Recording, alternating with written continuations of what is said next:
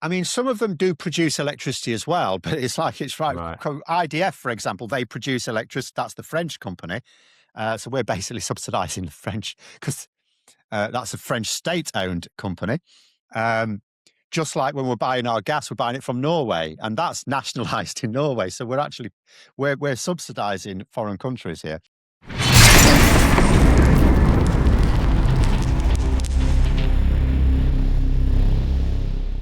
Hello and welcome to Whatever Floats Your Vote. I'm Nick, a TV producer aiming for the effective communication of accurate information.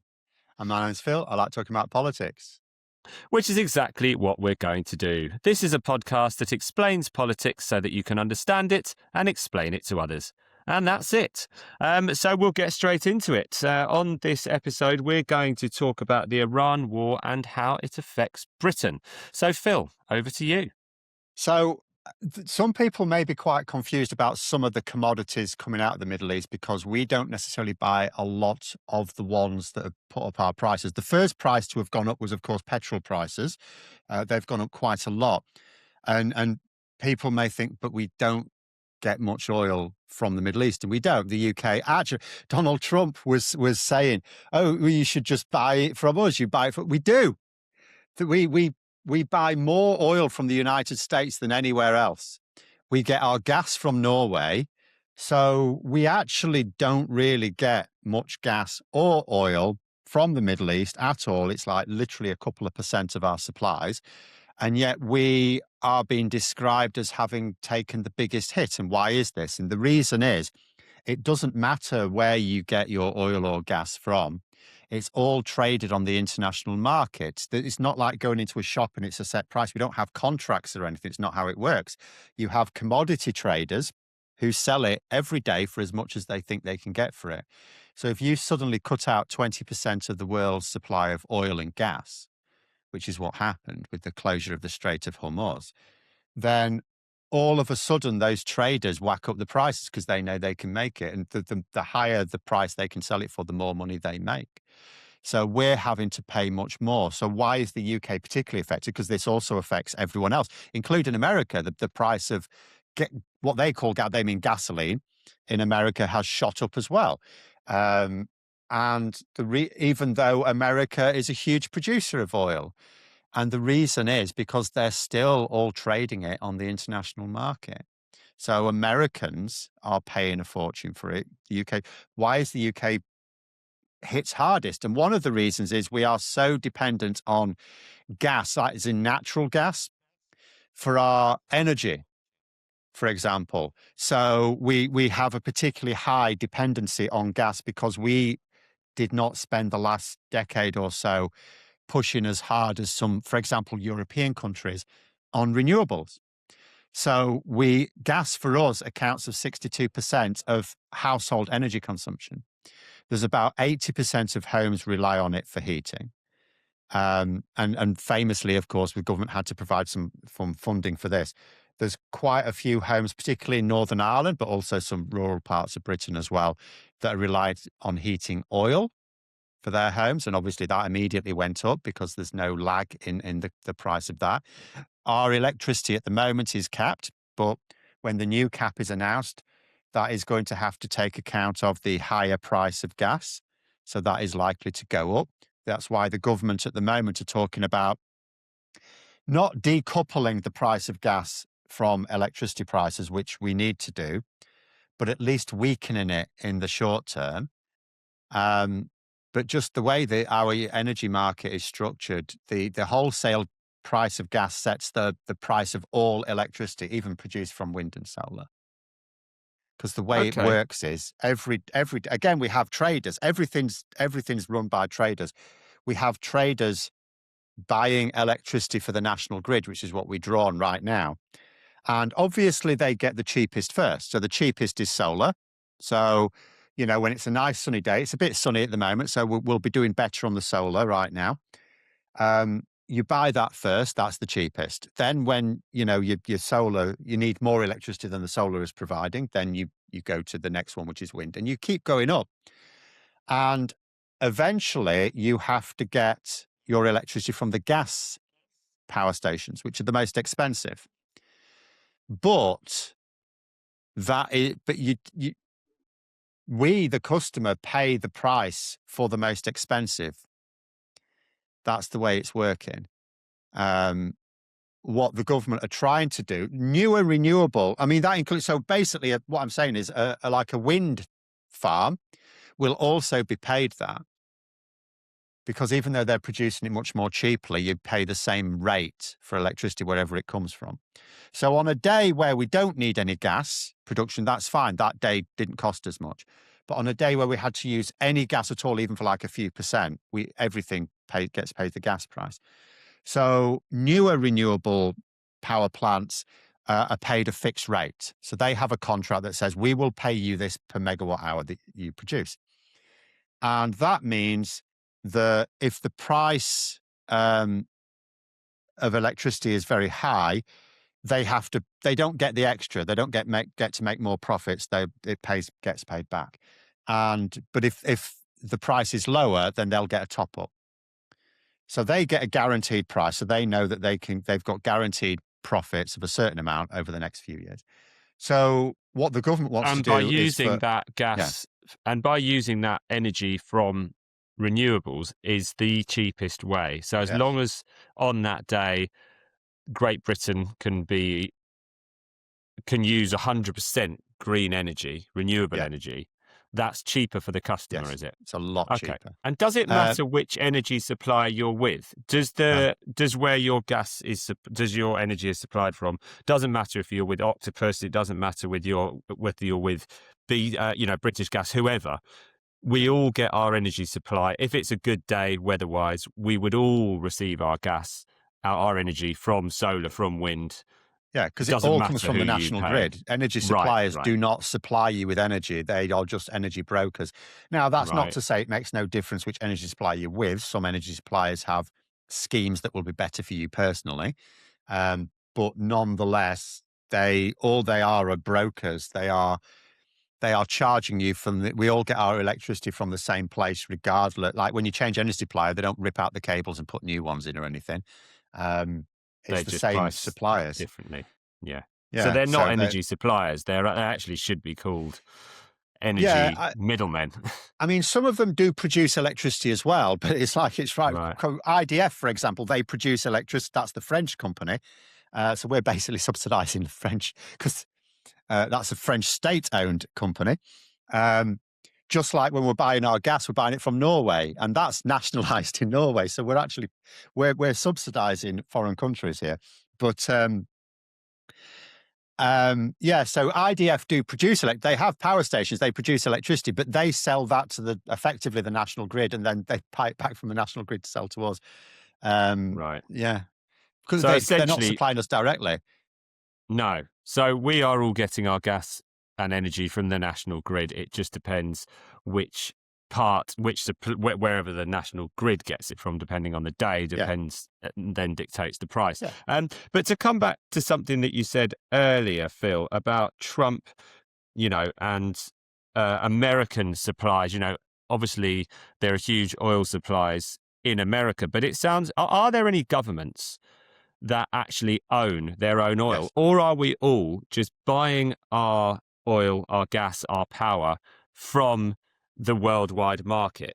For example, could all this argument about we should drill in the North Sea and provide our own oil and gas, is that a valid argument or not? It's not. So I'll go back to your first one first. The answer is both.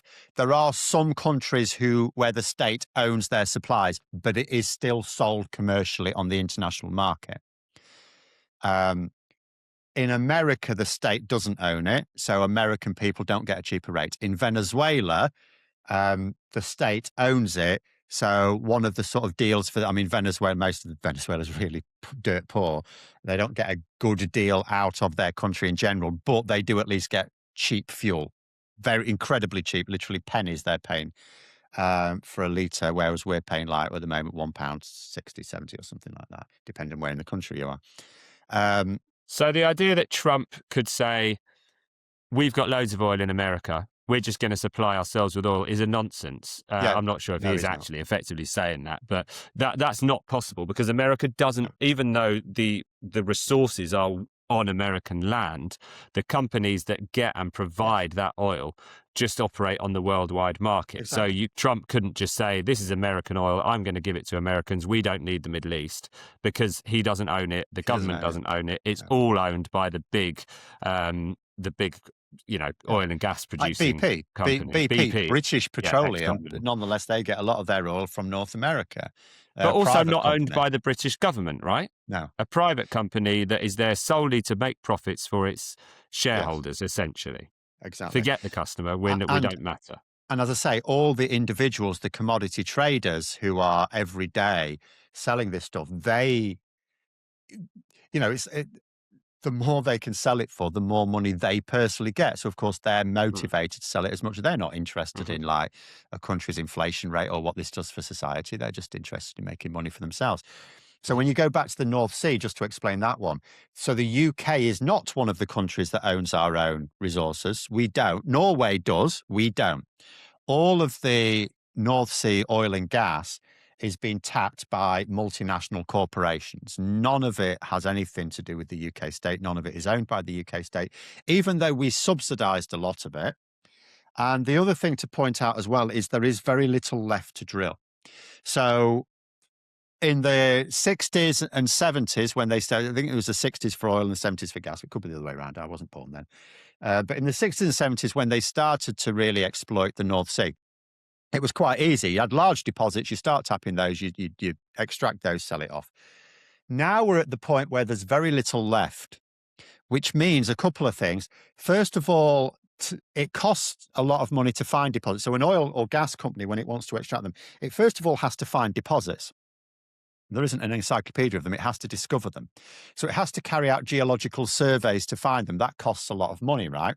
Now, that pot of money, when you find it, is part of the investment that you need to recover with the sale of the oil and gas.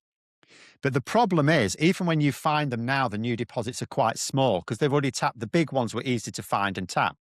So decades later, we've basically run out. There are only small deposits left. So if you imagine for the oil and gas company to make money out of it, they first of all got to carry out the geological surveys, some of which will fail to find anything decent, some of which will find something. So that's all costs that they then have to recover later. Then they've got to start the drilling process and they've got to set it up. And for the lifetime of the excavation, they need to cover that initial large cost and the decommissioning cost at the end. So the smaller the deposit, the more you have to charge per unit of gas or oil, per barrel of oil or whatever unit of gas, because um, because you've had all those upfront costs, and then you're going to have a decommissioning cost at the end. It'll take several years to set up, and they might drill. It might be worth literally a few days worth of supplies to us, and we're having to still pay full international rates for it. So the amount that we can extract from the North Sea is not going to change the international price of oil and gas at all because it's too small. So we will still pay that price, and we'll be expected as taxpayers to subsidize the geological surveys and the setting up because it's not commercially viable anymore for the gas and oil companies to do it themselves. So why are politicians, and there's been some, relatively well-known politicians arguing the case for drilling in the North Sea? What is their argument, and why So do you think they're presenting it? So there's two sides to it. If you're an opposition MP, it's really easy to say something like that because it's literally just saying the government could do this thing and make our lives better, and they're not doing it. It wouldn't. They're lying, but they can say that.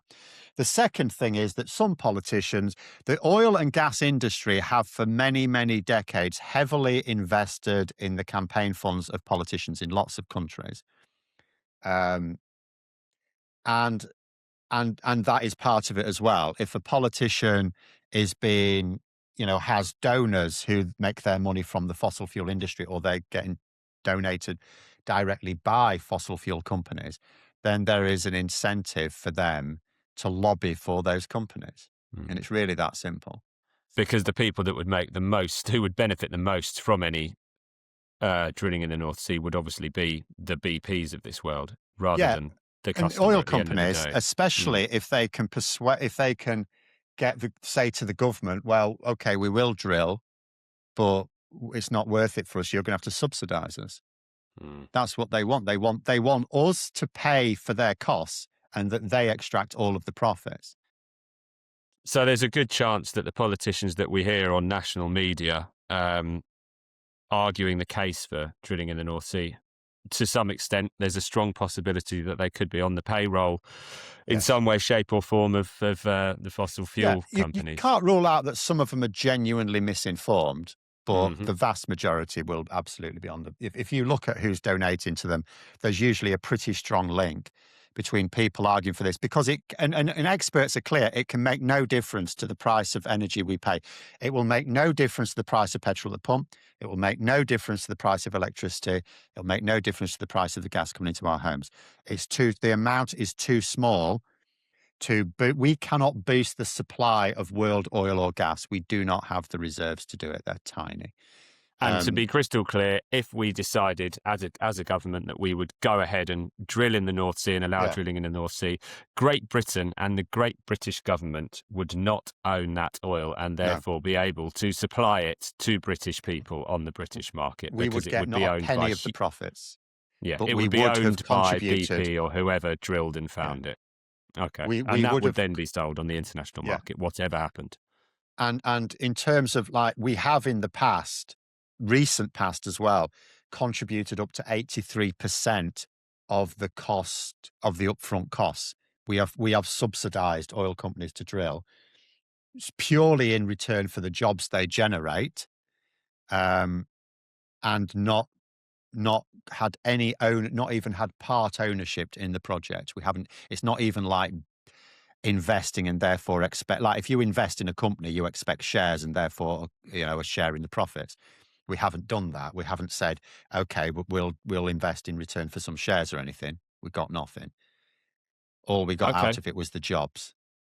So, in summary, the reason that the Iran war has put up energy prices in Britain Yeah, is because, much like the rest of the world, really, all oil and gas is sold on the international market, which is one big marketplace where oil traders sell for as high as they possibly yeah. can. You take 20% of the world's reserves away, so they don't exist anymore. Supply and demand, the price goes up.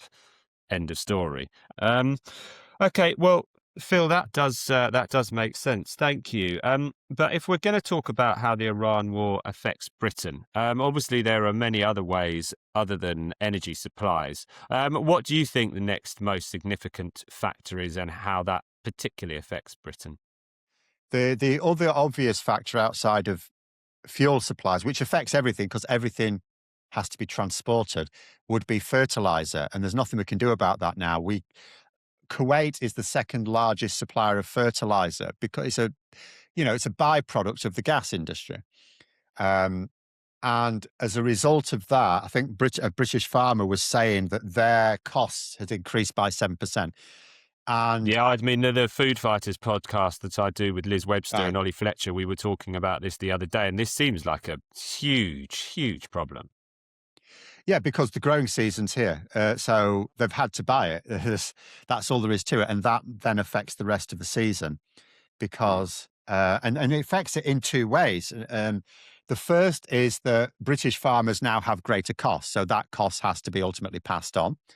So, and that applies to the rest of the world as everywhere has had to pay higher fertilizer costs. So the cost of food to produce it for this season has now got a baked in extra cost, even if the war ended tomorrow, because the fertilizers already had to be bought. So that straight away increases food prices, and and Yeah, and that's 20% was the politically last figure I sensitive. heard about Sorry? how the price. The last figure I heard about the increase in fertilizer prices is 20%, and that was less than 2 weeks ago. So Right. who knows where it is now? The other thing that Liz and Ollie were explaining to me is that some farmers just won't grow because the Yeah. fertilizer is too expensive. So therefore, they will turn their land into feed for their animals and just let the animals graze to sustain them, essentially, Uh-huh. and various other things. And they won't.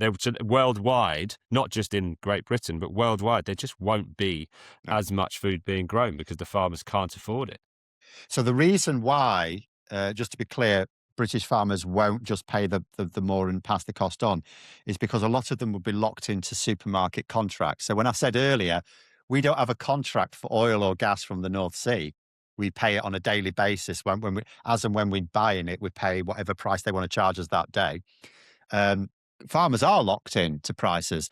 So, and if the supermarket won't allow them to increase the prices, which they generally don't, then the farmer just has to say, well, I can't supply you.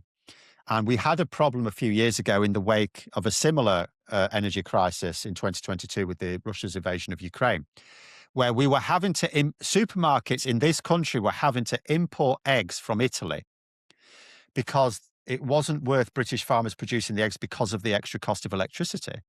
They couldn't afford to do it commercially. So yes, so there's food even in this country just not being grown, but nonetheless, it's countries in poorer countries that cannot afford that fertilizer and they won't grow. So just across the world, there will be less food grown, which will generate, in rich countries like ours, it'll generate higher food costs, and they are very politically sensitive. We know that whole elections are being lost because of the price of eggs, and but in in poorer countries, they just will not be able to grow the food at all. So there will be famines, because at the poorest end, if you're not producing as much food, that people at the poorest end do not get it at all. Yeah. So that's the next hit. I mean, food prices are politically incredibly sensitive. They do factor into inflation figures. And the cost of everything is going to increase. And even when you talk about using it for feed for animals, even animal farming is going to be hit because of a potential shortage of CO2, which is needed to humanely kill the animals. So the whole food chain is going to be affected by this war because of, oil and gas means higher transport costs, and there's a lot of transport in the food chain required. Farmers, of course, need diesel to run their agricultural vehicles, tractors, and so on. And it's growing season. It's like, I live in a semi-rural area. The tractors are on the road. It's getting stuck behind tractor season, right? So you sort of know when, and there's a waft of fertilizer on the air, and you're just thinking, is that the dogs? Or no, that's the farms. So this is the time, so it doesn't matter if costs ease in a few months' time. It's irrelevant. Their upfront costs are already high. And then the cost of fertilizer has gone up. If there's a shortage of CO2, we won't be able to slaughter animals. So we'll struggle for supplies of also pork, beef, and all sorts. And then later on as well, when it comes to transporting the goods from the farm to wherever, and then from wherever to warehouses, from warehouses to supermarkets, all of that cost increases because those HGVs run on, there's no electric HGVs. Although electric car owners are all a bit, swanky at the moment, going to their petrol driving neighbours. Oh, your price of fuel's gone up, has it? That's bad luck. But you don't have electric HGVs. So No. They're all having to pay whatever the diesel prices are. And that all has to, again, feed into the costs of everything.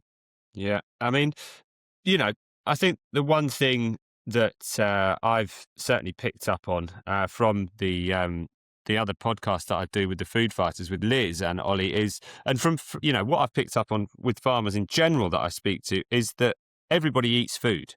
I mean, there's a given. Yeah.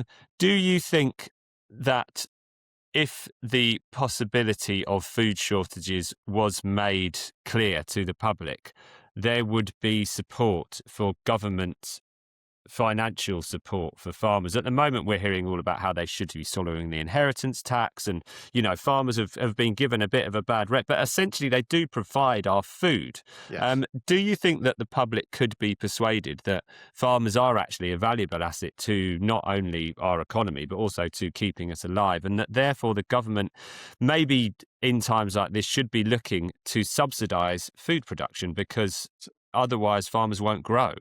Yes, it's really quite simple. If you can persuade the public there's an emergency situation facing them, they will agree to privations, even if that means like a penny on income tax to cover it, which would be a lot of money.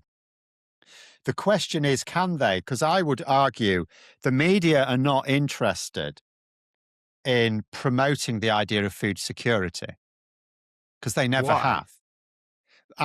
If I'm going to be cynical, I would suggest because they're owned by the sort of people who see land, effectively land banking as a valuable asset. I mean, when you mention, for example, the inheritance tax on farms. Now, what I would have done, the problem ultimately that has caused this is the fact that you've got people who buy land. Jeremy Clarkson did it very famously, but there's plenty of people who do it, like James Dyson and so on. They buy land because then when they pass it to their children sell it, there's no inheritance tax on it. It's a form of land banking. It's buying land not to be used productively. And all they have to do is claim it's a farm, but they're not productive farms even. If they were, I would be less bothered, but they're not. They're used as a tax fiddle. So what the government did is to say, okay, we're going to apply it to farms, but just at the 20% rate rather than 40%.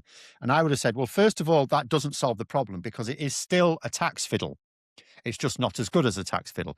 So you can now buy land, not use it for very much, give it to your children, they can still sell it, and now they'll only pay 20%, but that's still better than 40%. So what I would have done is I would have exempted farmers, real farmers, and I would have hit fake farmers with the full 40%. And there are various ways you can do it. I will defer to the tax experts on this, who argued that maybe the best way to do it is to say that the full 40% will apply to all farms, but only when you sell it. So if you're genuinely passing it on to your kids and those kids are going to run it as a farm, they will never sell it and therefore they will never be liable. So that would be the best way to deal with that. But the media generally are on the side of the people who buy the farms as a tax fiddle. Most, not all, but most of the mainstream media are constantly on anything at all. They want to protect anything at all that is seen as a tax break for the rich. And the biggest tax break for the rich is buying land, which will not depreciate in value in all likelihood. If anything, it will increase in value. So they can give it to their kids. Their kids can then sell it for the cash and not pay a bean in inheritance tax. Yeah, okay. But, broadly speaking, if the media did their job, which we are trying to do, but like you say, most media owners probably own huge swathes of land or want to own huge swathes of land. Or their friends do. Or their friends do, or political, MPs and the like have huge donations being made to their campaigns by said people. But essentially, if the public realised that we could be looking at food shortages, you think that public support for government intervention to help subsidise food production could be something that would be swallowed by the voter? I mean, I can't see why it wouldn't. Well, there's two problems. One is the media, the fact that the media are not doing this. But the second one I'm also going to say is we've got a hangover from COVID.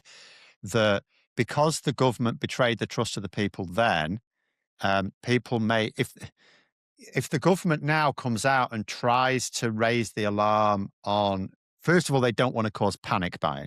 So there's a dissuading effect from the government wanting to raise the alarm too much, but there may also be an argument that the government are trying to raise the alarm to persuade the public to let them get away with something, just like with Partygate and COVID. So there's a historically low level of trust in the government. Yes. So I think it's difficult. I actually think it's a difficult case to make to the public. Yeah, I agree. Until it happens, which hopefully it won't. Which then generally is too late. Yeah, exactly. Well, this is what the farmers that I'm speaking to are saying, is that they've been trying to warn of this for a long, long time, that we are not suitably prepared for a food shortage in this country because we don't have. I mean, you look at America. America produces over 80% of its own food. We produce about half. Yeah. Okay, we've talked about energy. We've talked about food via fertilizer and CO2. Are there any other, major implications of this war in Iran for how Britain will be affected? Britain as a whole, probably not. The oil, gas, and fertilizer, as well as the aviation fuel, are by far and away the biggest issues. There are other fringe issues that could affect some people. Helium, is also,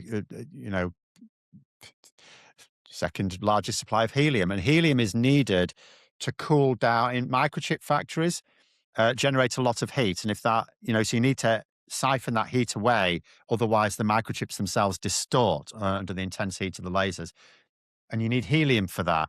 Well, there's that's a huge amount of the world's supply of helium gone as well, which is raising because again that is now reducing the supply of microchips. Um, so that raises the cost of these chips. And we also know that they are being gobbled up by data centers for AI. So anyone who needs to buy regular computer components, new computers or chips for whatever, they're going to have an effect. But in terms of the overall UK economy, that's probably not massive. The three biggest factors will be oil, gas, and its derivatives, well, and fertilizer, I suppose, is derivative of the gas, but those would be the main ones for us. Okay. But again, if the cost of microchips across the world increases, then the cost of accessing the technology for ourselves could increase. The cost of subscriptions can increase. Okay. So there are obviously further, less significant, but still, Yeah. impactful effects that could be coming down the line for all sorts of industries. Right. There's something we haven't mentioned, Phil, that we Mm. always seem to mention, and it might be a non-starter here, but with our exits from the European Union, but more particularly the fact that we are now not members of the single market or in a Mm. customs union with the Yeah. EU, has that had any impact? And what would be the benefits or otherwise of being part of the single market and in a customs union with the EU? Yeah. Well, so, I mean, if we take the case of farmers, so a farmer has already got higher costs now because of the Iran war. So that makes it more difficult to sell. They're locked into these supermarket contracts. Now, if they could sell more easily to the European market, then um, th- then that gives them more bargaining power, effectively, just in general. So you can argue if we could have freer trade around Europe. First of all, the cost of importing food, because we have to import quite a lot from Europe, that would be lower. So European farmers will also be facing these higher costs, and they are going to pass them on to us when they're exporting to Britain. But we're also paying those higher costs as a result of Brexit, because there's paperwork and there's checks that need doing. We are trying to work on a deal to remove those checks, but the paperwork will still be there, and that will still Yeah, I cost. mean, for anyone who needs more info on this, if you look at our first episode about why Brexit made Christmas more expensive, Phil explained very well why being outside the single market and customs union has made supply chains more expensive. So, for detail, please watch Yeah. our first step. Um, Yeah. I mean, the thing but with Brexit is that even when you're talking about something that's not directly related to it, like the Iran war, Brexit still makes it all worse because it increases the cost of doing trade. And there's a tipping point with trade. You're selling a product. There's a point at which you can't sell it. It's not worth you selling it. I mean, you talked about some farmers saying that, well, they just can't grow at all, or at least on part of their land. And that's because there's a tipping point. There's a point at which, your profit is shrinking. Then there's a point at which you're not making a profit and it's not worth you selling it. And Brexit just reduces that tipping point. It makes it lower and lower, therefore more likely, because it's a built-in cost to doing trade. yeah, exactly. So once again, I think there's no real argument that Brexit has made any of this anything other than worse. I haven't heard it anyway. But I Well, the just other thought thing I'd as well, throw if it in there. if we hadn't left, I mean, I know this isn't how the flow of money would go, but if we hadn't left, we know that our economy would be 6 to 8% larger than it is, according to American economists. They're completely removed politically from the situation. And what that would be worth to the Treasury, they could actually literally afford to compensate everyone hit by this war. Yeah. Just that. I mean, in reality, that's not how it would have worked because the No. taxes wouldn't have been as high as they now are. But it would have given that possibility. Mm. Yeah, yeah, yeah. Um, okay, well, I think that's certainly made a lot more sense to me, Phil. I hope it does to you too, listening and watching. We will be back again soon. So, Phil, thank you very much Thank for you. your information there. I hope it makes sense. Yeah, follow Phil on social media and on all of his other channels. If you don't already, I'm sure you do. But yeah, spread the word. And we will be back again soon. And thank you very much for watching and listening. Phil, thank you. Thank you. See you later.